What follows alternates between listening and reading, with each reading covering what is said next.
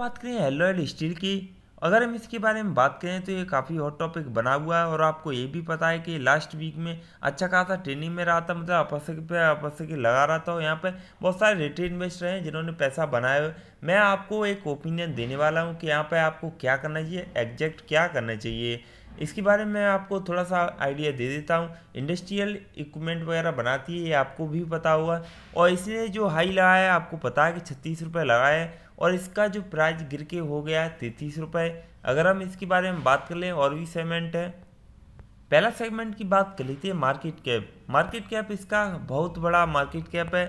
अगर ये ऐसे ही कंपनी अच्छा खासा ग्रो करेगी तो आने वाले टाइम में नो डाउट ये आपको 100 रुपीज़ से ऊपर भी ट्रेड करती नज़र आ जाएगी। लेकिन फिलहाल की बात कर लेता हूँ, जो बंदा इसमें एंटर करना चाहता है बिल्कुल भी ना करे। मेरी रिकमेंडेशन यही रहेगी कि भाई इसका जो प्राइस है वो ऑलरेडी स्ट्रेच हो चुका है, मतलब ये है कि जहाँ तक जाना था उतना जा चुका है। अब यहाँ पे अभी आप बाई करोगे तो ये कुछ टाइम में देखें तो ये नीचे आने वाला है। कितना नीचे आएगा आपको 25 रुपये के आसपास देखने को मिल जाएगा। अब आपको यकीन नहीं है तो आप चाहो तो देख सकते हैं, आप वेट भी कर सकते हैं। अगर फिर भी आपका मन है कि इसमें जाना ही जाना है तो आप ले सकते हैं, या भाई आपका पैसा है, आपकी प्रॉफिट है, आपका लॉस है।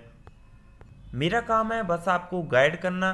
फिलहाल हम बात करें जो ऑलरेडी इसमें इन्वेस्ट कर चुके थे और जिसमें ऑपरेटर घुस चुके थे, वो अब अच्छा खासा पैसा आप बनाएंगे। यहाँ पर ये भी पूरा देखना है और नीचे आएगा शेयर प्राइस इसका।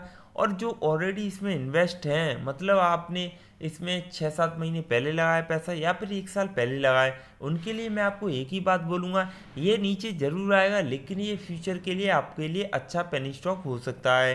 क्योंकि हम देखें इसकी कंपनी और इसका अगर हम देखें मार्केट कैप या फिर वैल्यूएशन के हिसाब से, अब देखो आपके पास दो ऑप्शन है, या तो आप इसमें फिलहाल देखें तो सेल ऑफ करके निकल सकते हैं या फिर आप लॉन्ग टर्म के लिए होल्ड कर सकते हैं। अब जो न्यू व्यूवर्स है या फिर न्यू रिटेल इन्वेस्टर, उसके लिए मैं आपको बताऊं, अगर आप ये सोच रहे हो कि डिविडेंड वगैरह दे रही है कंपनी तो उसके हिसाब से जाना चाह रहे हैं, तो मेरे हिसाब से ये ना के बराबर है, इससे आपको कुछ भी बेनिफिट नहीं होगा। मैं फिर से बताऊं, यहाँ पर लास्ट में देखें तो क्वार्टरली यहाँ पर प्रमोटर भी अब धीरे धीरे निकलने वाले हैं, उसका भी मैं आपको बताऊंगा अभी। अगर हम बात करें नोटिस करा हो आपने तो बुक वैल्यू से कई गुना ऊपर महंगा मिल रहा है, मतलब ये इसका जो वैल्यूएशन है उसके हिसाब से आपको ये महंगा मिल रहा है शेयर प्राइस का।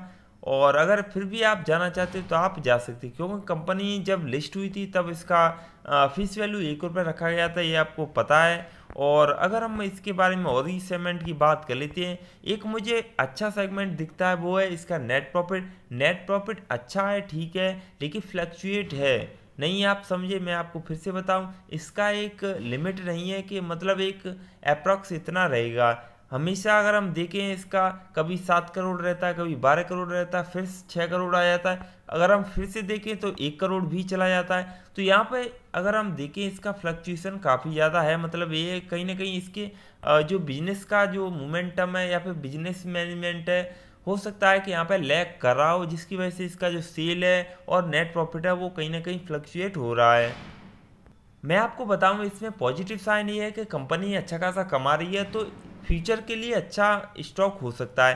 फिलहाल के लिए मैं आपको बताऊं इस प्राइस पे 33 रुपये पे अगर आप बाई कर रहे हैं तो मेरी रिकमेंडेशन रहेगी नो, बिल्कुल नो। क्योंकि यहाँ पे मुझे ऐसा लग रहा है कि इसका जो प्राइस है वो जितना जाना था वो 36 रुपये जा चुका है। अब ये नीचे आने के बाद ये कमबैक करेगा, हो सकता है इसकी जो रेंज है वो 25 से 27 रुपये बन जाए। अगर ये आपको मिलता है 25 रुपये की रेंज में तो आप इसमें उठा सकते हैं, और अगर आपको उठाना है तो आपको कम से कम 4-5 साल के लिए देना पड़ेगा।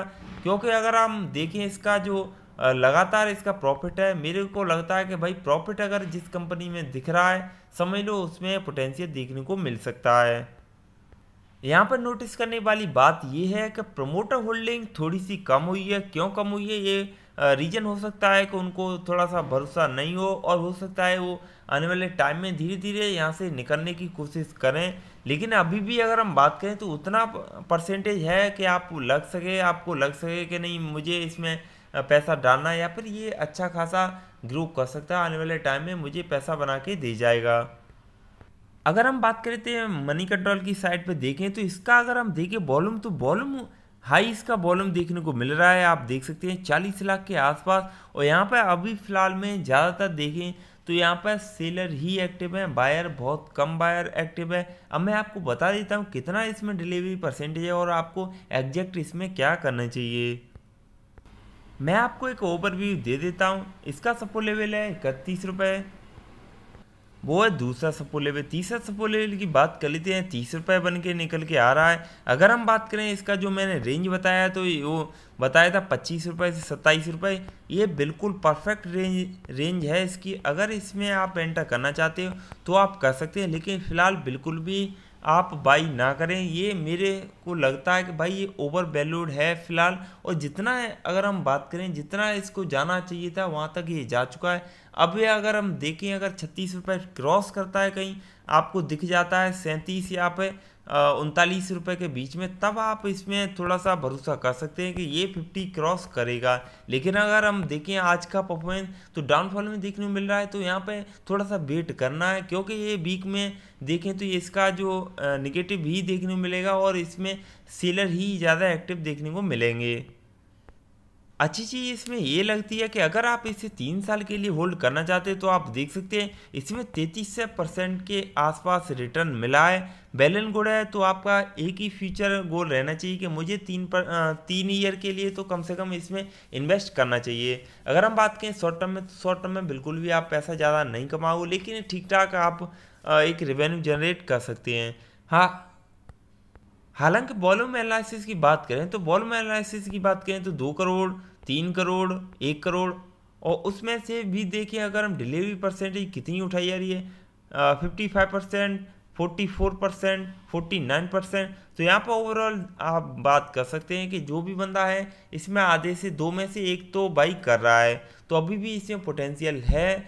आप सारे के सारे पैरामीटर वो आप एक बार रीड कर लें, आप समझ लें कि आपको क्या करना चाहिए क्या नहीं करना चाहिए। जो न्यू व्यूवर्स है उसको अभी बाई नहीं करना। जो पुराना कस्टमर है, मान लो कि आपने पहले इसमें बाई किया हो, अगर आप पहले से हो इसमें तो आप वेट करें, अच्छा खासा पेनी स्टॉक है। हो सकता है कि आपको 3 साल के बाद आपको और ज़्यादा जो पैसा अभी बन रहा है उससे कई गुना बढ़ के मिल जाए। कम्युनिटी सेंटिमेंट की आप अगर हम बात करें तो 50% बाइंग आ रही है, 38% सेलिंग कॉल आ रही है, और अगर हम बात करें 12% के आसपास होल्डिंग कॉल आ रही है। अच्छी बात यह है कि जितनी भी प्रोमोटर होल्डिंग है उसमें से बिल्कुल भी प्लेज नहीं है, ये एक प्लस पॉइंट हो सकता है। और अगर हम बात करें तो इसमें मैंने आपको बताया था लगातार इसका जो प्राइस है वो लगातार कम होता नज़र आ रहा है। तो आप इस हिसाब से देख सकते हैं कि यहाँ पे अगर आप बाई करना चाहते हैं तो बिल्कुल भी रिकमेंडेशन रहेगी कि नो है, और आप अभी बाई नहीं कर पाओगे। फिर भी अगर आपको चाहिए तो आप जा सकते हैं। मेरे हिसाब से तो अभी बिल्कुल भी सही नहीं है। तो आई होप मैंने आपके सारे पॉइंट्स कवर कर दिए, और आपको कुछ भी अच्छा लगा वीडियो को लाइक, चैनल को सब्सक्राइब, बेल आइकन जरूर प्रेस करें, वीडियो को शेयर करना ना भूलें। Thanks for watching this video.